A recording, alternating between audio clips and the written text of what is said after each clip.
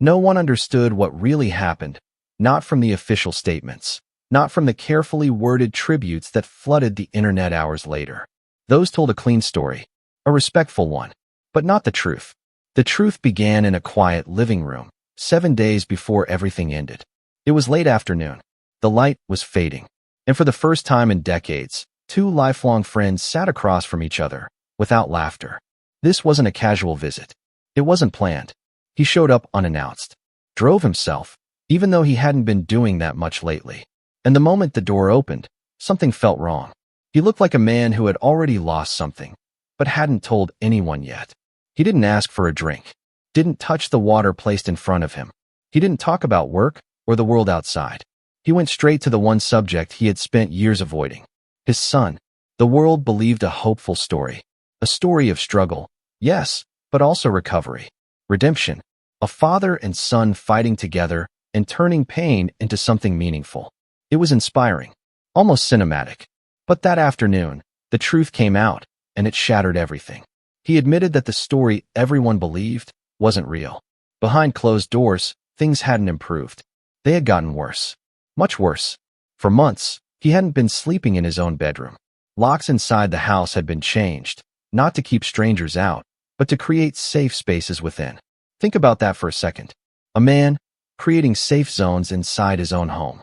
This wasn't just worry anymore. This was fear, real fear.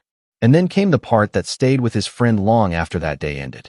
He leaned forward, his voice barely above a whisper. He said he had made a terrible mistake years ago. He believed love could fix everything, that patience, support, and resources could heal what was broken, that if he just stayed close enough, gave enough, it would all turn around. But it hadn't. Instead, he had discovered things hidden in the house, items that told a story he didn't want to believe. Not a relapse, not a moment of weakness, a double life. And when the supply ran low, everything changed. He described a moment in the kitchen, just days before that visit. A confrontation. He looked into his son's eyes and didn't recognize him. I didn't see my child, he admitted quietly. I saw something else, something that didn't care who I was. Let that sink in. A father, afraid of the person he loved most. If this story is hitting you in any way, if it reminds you of someone or something real, take a moment and share it with someone who might need to hear it. Sometimes, stories like this open conversations were too afraid to start, because what came next only made it harder to breathe.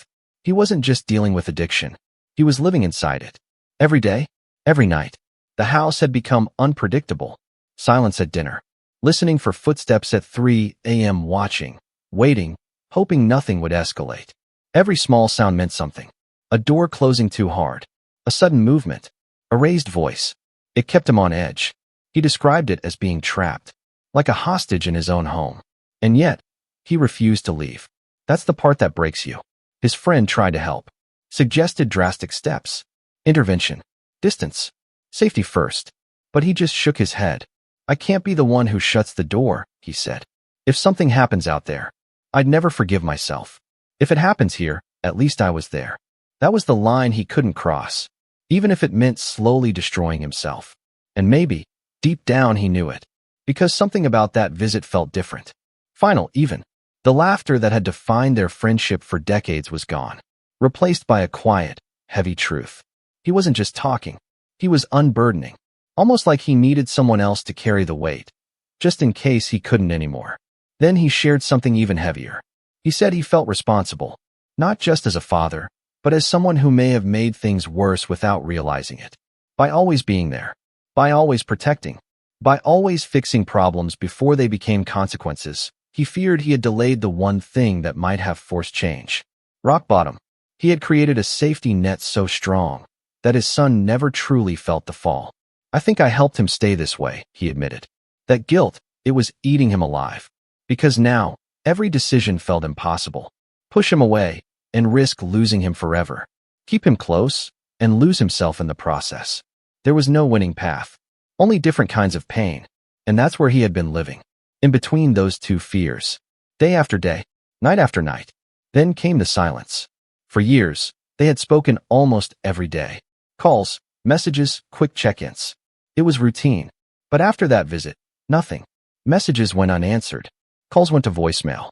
When replies did come, they were short. Flat. Not like him. I'm okay. Just busy. But he wasn't okay. Inside that house, things were escalating.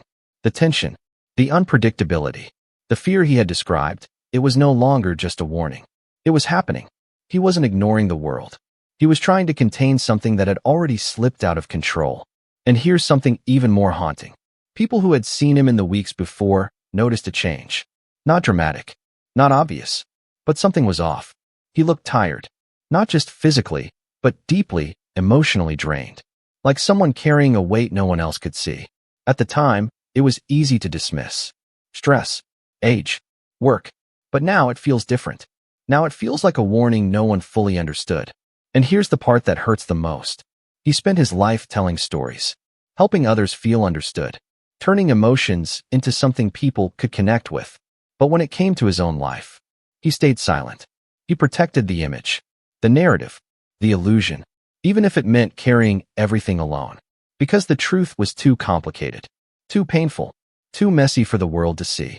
He didn't want his son judged, so he took it all on himself. The stress, the fear, the sleepless nights, the constant state of alert, and the human body can only take so much. Days later, when everything came crashing down, people searched for answers. But the answers had already been spoken in that quiet living room. A man pushed to his limits. A father torn between love and survival. A heart that had been under pressure for far too long. This wasn't sudden. It was the end of a long, invisible battle. A battle he had been fighting for years, without ever truly stepping away. And maybe that's the real tragedy. Not just what happened, but how long it was happening before anyone saw it clearly. He once believed love could fix everything. But in the end, he realized something much harder. Sometimes, love isn't enough. Sometimes, it's the very thing that keeps you trapped.